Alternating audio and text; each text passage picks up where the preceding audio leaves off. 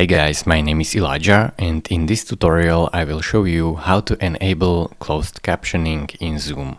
So first step is to go to zoom.com and sign in with your account, then click on Preferences right here and go to My Account and Settings. Here click on Meeting and here click on In Meeting and Advanced.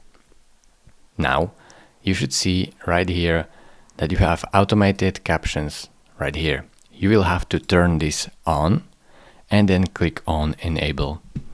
Now as you can see, your setting has been updated and you can go back straight to Zoom, then select a new meeting, and I will show you right now how the captions look like.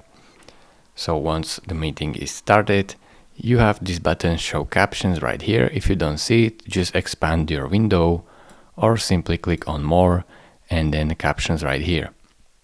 So click on Show Captions, and as you can see, Captions is now turned on, and if you press this arrow right here, you have the language, so you can change the language of your captions, and here you have more caption settings such as caption color, font size, font type, or position.